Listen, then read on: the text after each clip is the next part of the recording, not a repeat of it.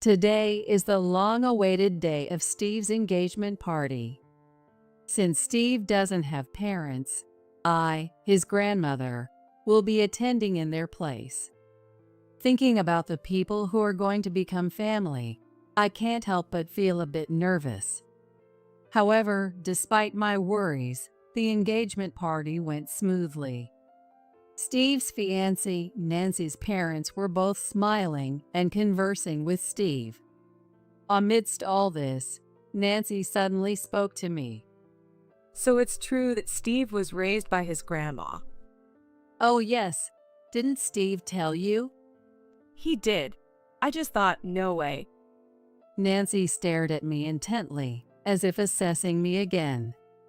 Her mother, looking very much like Nancy, gave me the same scrutinizing look. Then she glanced at my classic dress and giggled. Well, it's about time for dinner. The table was filling up with luxurious dishes that I don't usually eat. However, in front of me was just a small plate of pickles, with no fork. What is the meaning of this? I felt as if I had been hit over the head. When I asked, my voice trembling, Nancy's mother giggled and said, It's quite the meal for a poor pensioner, isn't it? Why did I have to endure such words? Do they understand how rude they are being?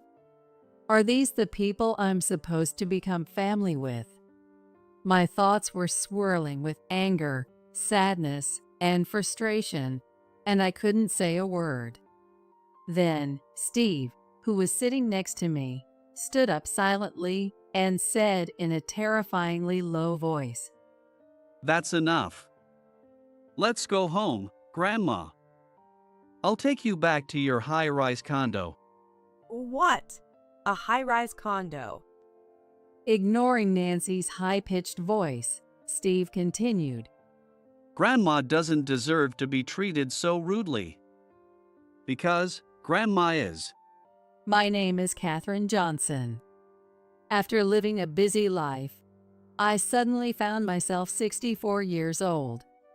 Now, I enjoy my remaining years while holding a design class for children once a week. My daughter Diana has become independent, and I now have a lovely grandson named Steve. I've become a full-fledged grandma. With a shopping bag in one hand, I headed to my favorite fruit store with a light step. When I showed up at the fruit store, the owner immediately noticed me and greeted me cheerfully. Hello, Catherine. You're in a good mood today. Oh, you can tell? The sharp-eyed owner quickly noticed my good mood. I nodded big, feeling pleased that he noticed. Actually, Diana and her family, including my grandson Steve, are coming to visit. And today is also Diana's wedding anniversary. After losing my husband early, I always looked forward to Diana occasionally sending me photos of Steve and visiting with him.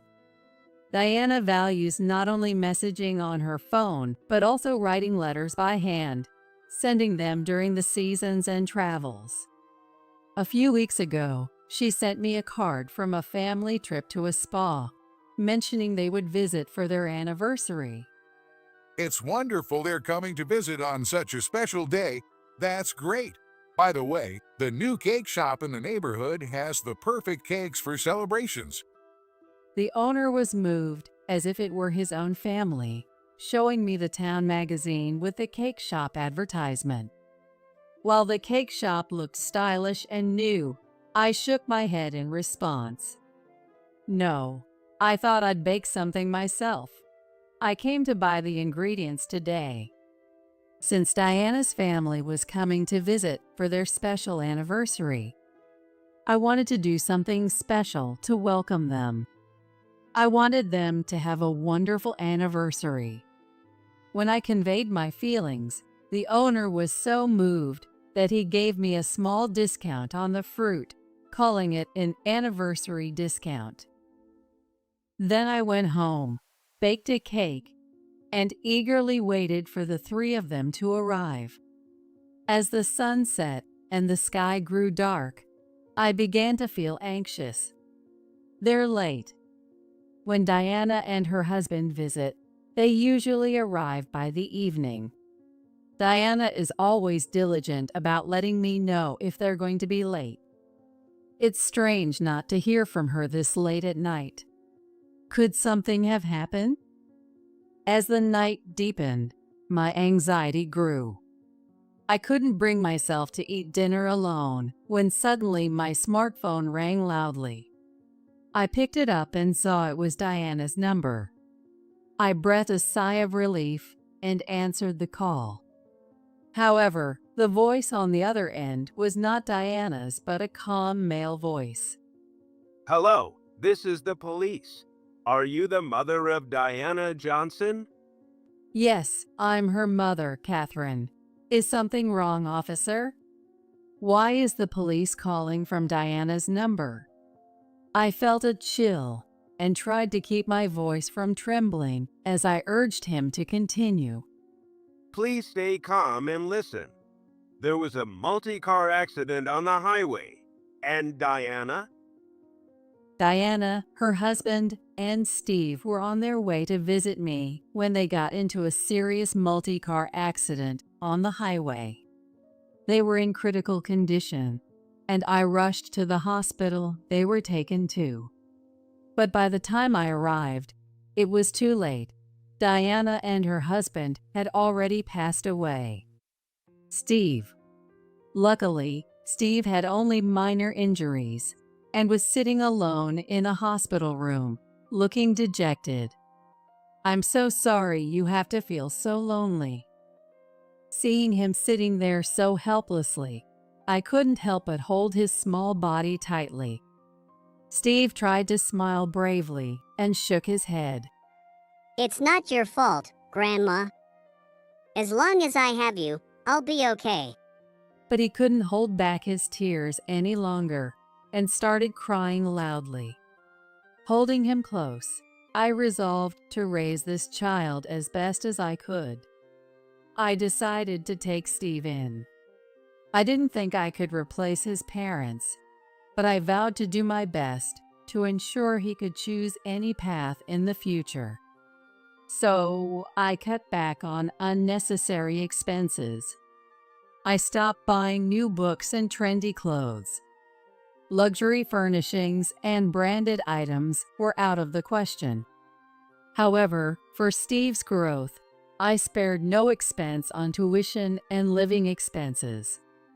Even so, sometimes doubts would creep into my mind. I chose to raise Steve, but was I really the right person for it? If only Diana's family hadn't planned to visit me on their anniversary. If only I had told them to leave me alone and let them enjoy themselves together when I got the card. Even though I knew it was useless to think this way, I occasionally felt overwhelmed by guilt. Losing his parents at a young age must have left a deep scar on Steve's heart. He might even get teased at school. Worried, I decided to attend Steve's school Parents' Day to see how he was doing. Apparently, Steve, with his kind nature, is quite popular in his class.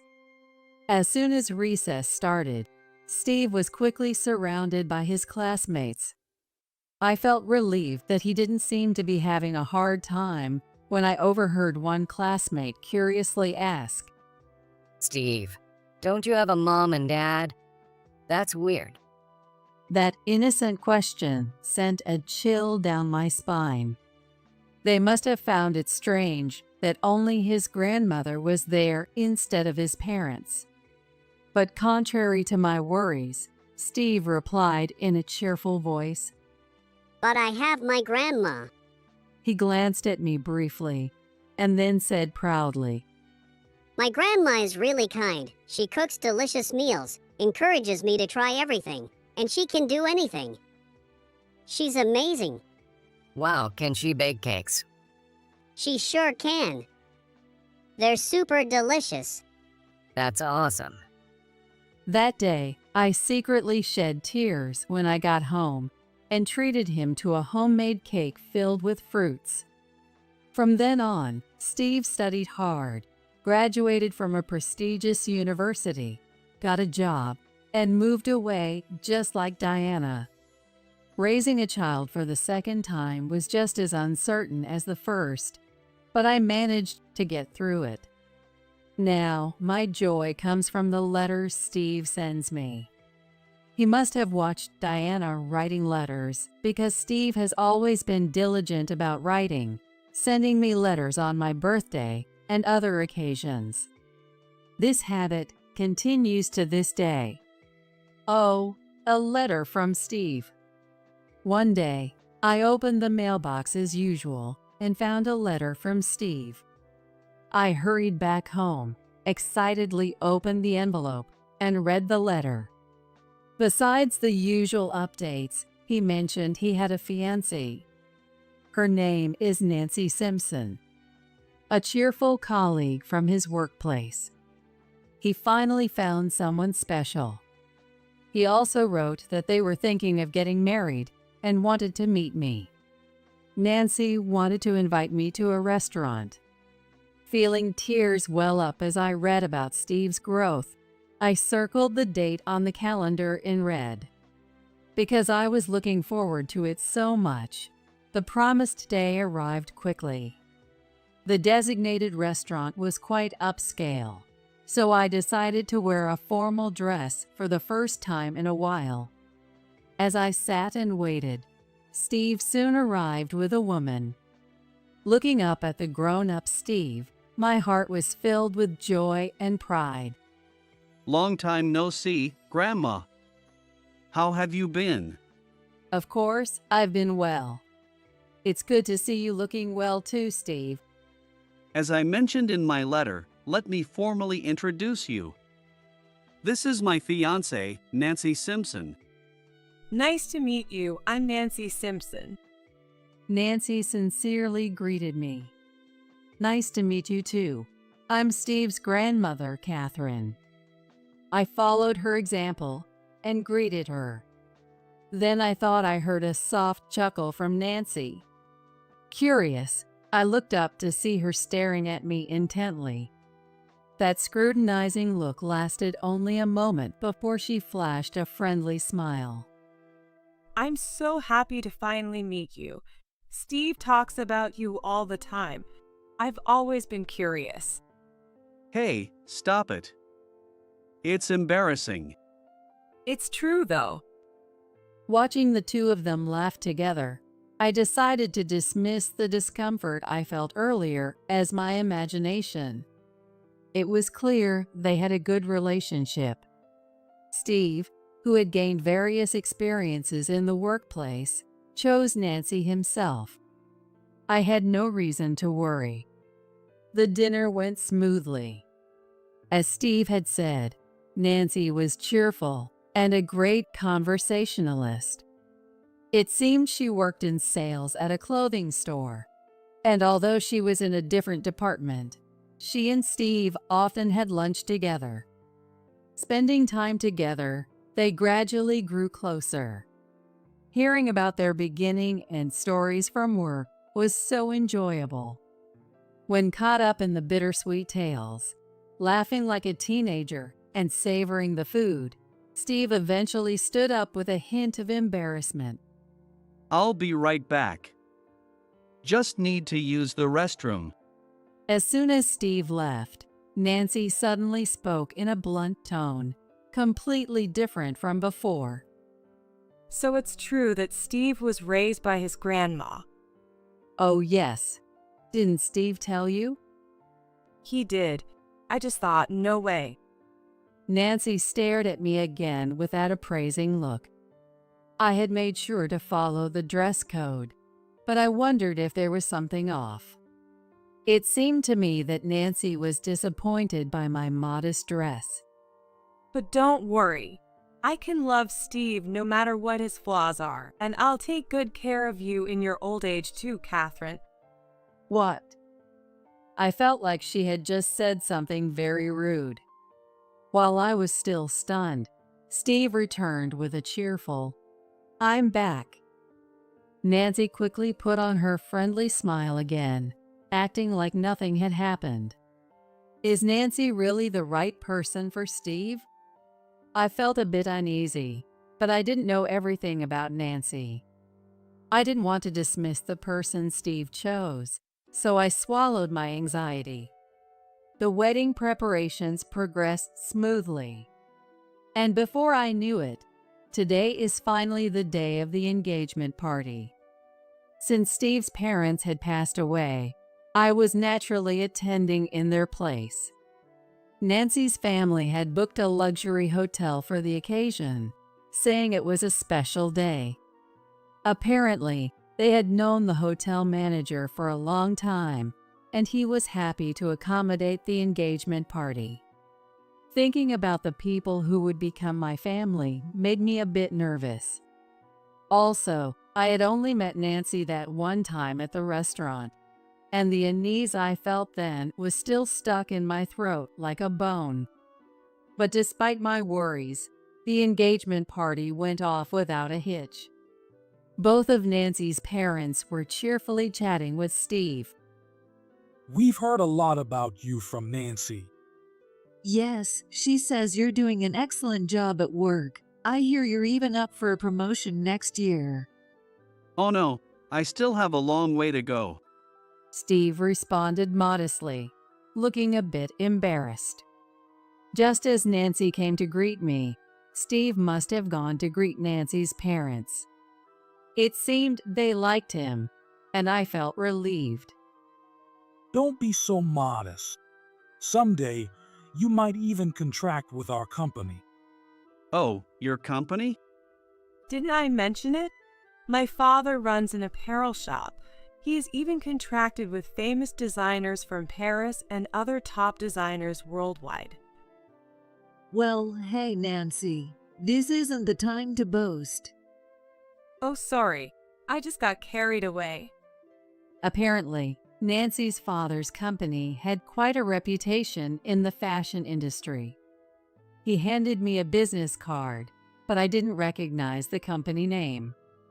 However, I probably only knew the tip of the iceberg. I didn't think much of it and placed the card on the table.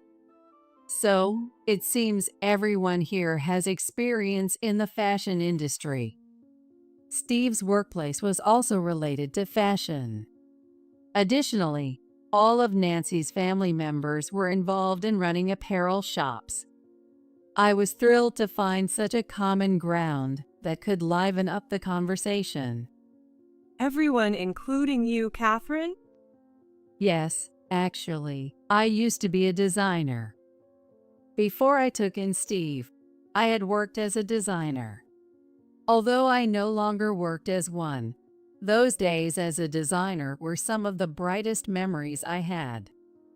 Thinking that everyone who was going to become family had a connection to the fashion industry made me feel grateful for my experience as a designer. An idea struck me, and I leaned forward.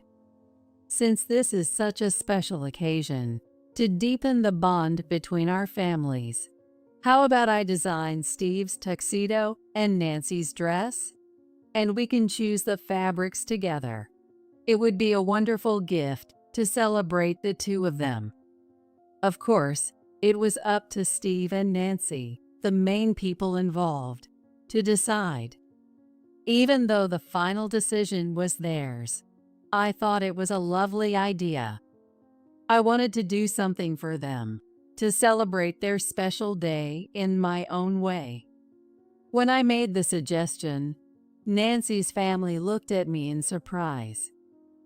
You design, Catherine? Yes, if I do it, I'll make the best dress and tuxedo.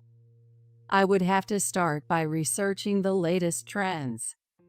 There might be some gaps to fill, but thinking about their big day, ideas started flowing freely. As I nodded confidently, Nancy's family fell silent, and then suddenly, Fud ha. Nancy's father burst into loud laughter. Following his lead, the entire family started laughing. I was taken aback. The loud laughter that echoed throughout the room was clearly mocking me. No, excuse me.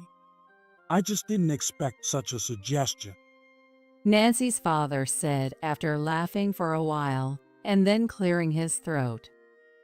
I appreciate the thought, but we can't accept designs made by someone of your financial status. What? I couldn't comprehend what he had just said. As I stood there speechless, Nancy's mother gave me the same scrutinizing look Nancy had given me before. She glanced at my classic dress and giggled. Don't worry, Catherine. We've arranged for the finest outfits from a famous designer for them. You don't need to trouble yourself.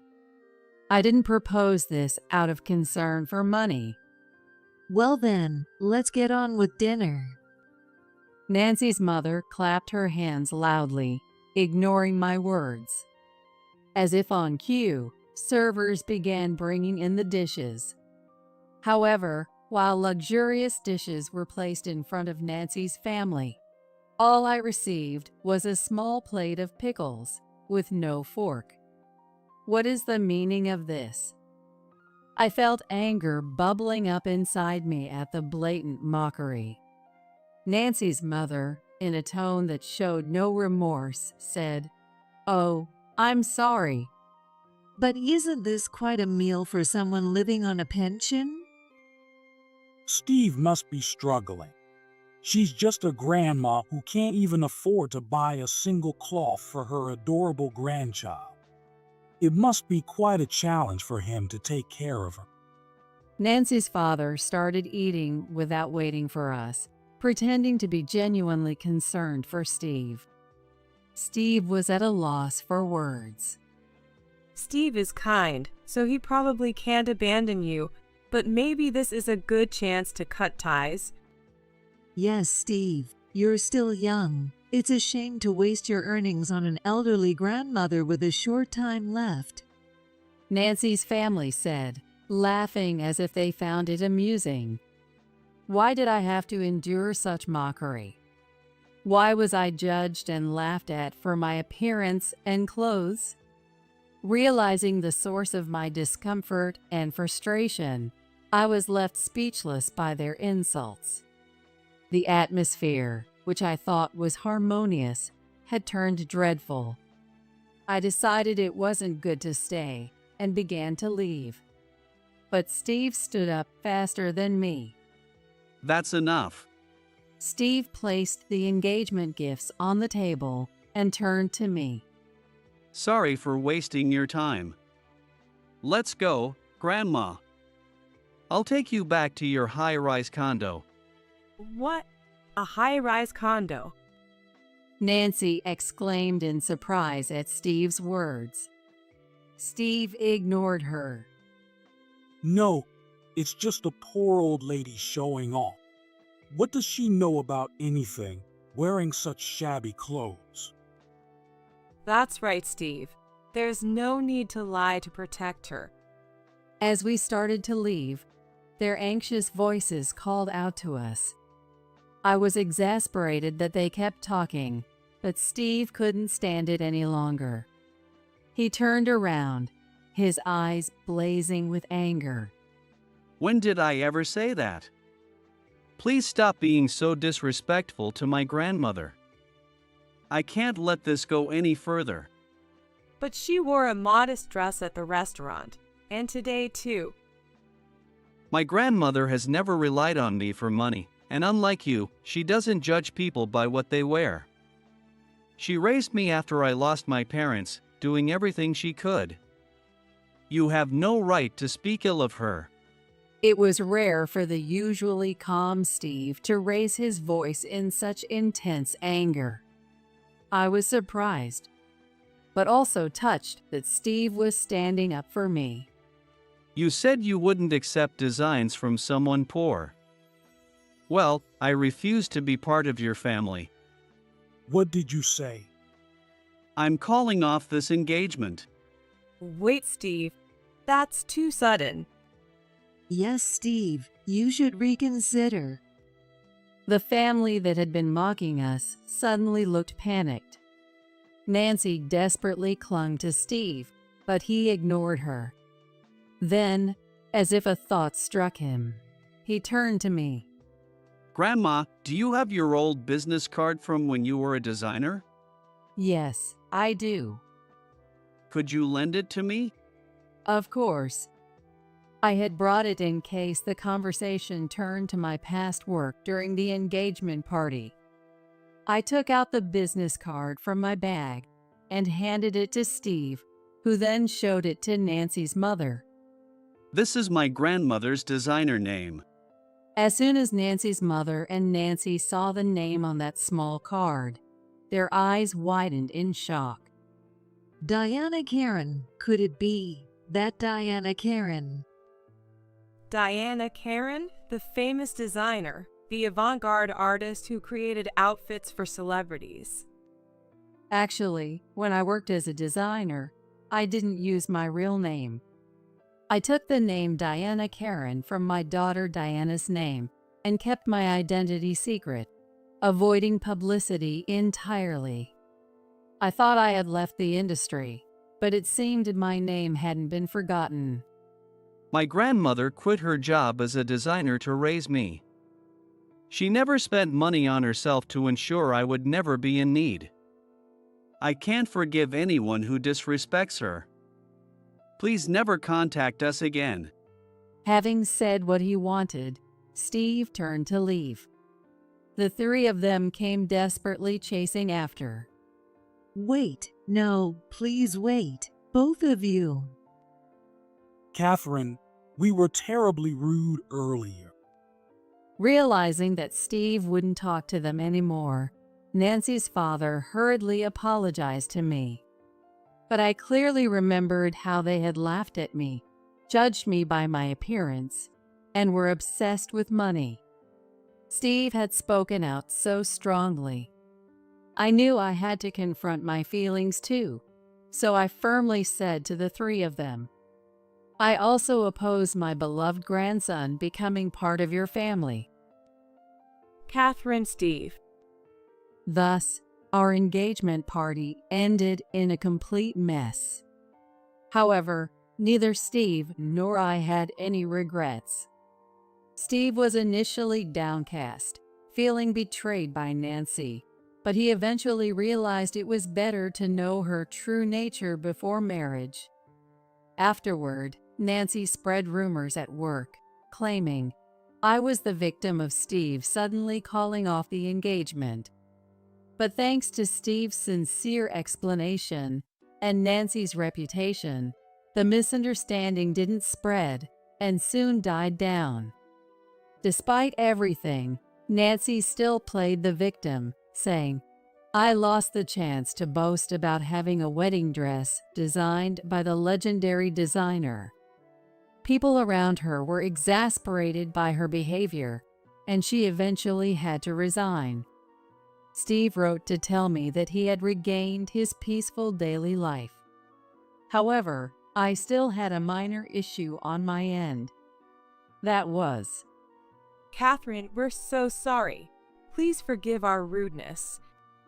We deeply regret our actions, please. Nancy's family frequently showed up at my home, begging for forgiveness. I wondered how they got my address, but figured they might have asked Steve. It wasn't Steve's fault, but I was frustrated that they kept coming despite the matter being settled between us.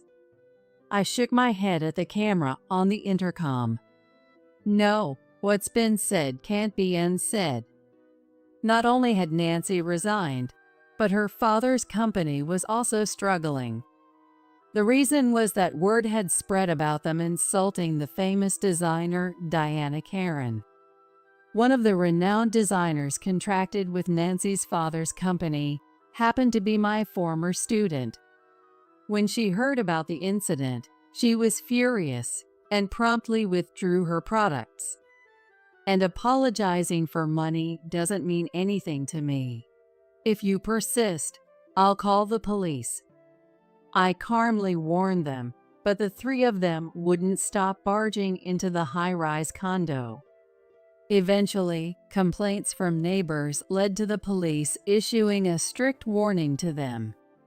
One day, as life began to return to normal, I received a call from one of my former students. She was the one who had been contracted with Nancy's father's company. It seemed she wanted me to help her with some work now that I've raised Steve to adulthood, if I had time. Maybe it's not a bad idea to return to designing, I thought. I immediately agreed to her request. And when I went to discuss the future work, it turned out to be at the company where Steve worked. Long time no see, Catherine. Thank you for joining the project. It's been a while. I thought it would be a good change of pace. With you, Catherine, we're unbeatable. Apparently, my student had started a new contract with Steve's company. It must be fate. With renewed determination, I returned to the fashion industry, creating new memories with my beloved student. And as for the growing closeness between my student and Steve, that's a story for another time.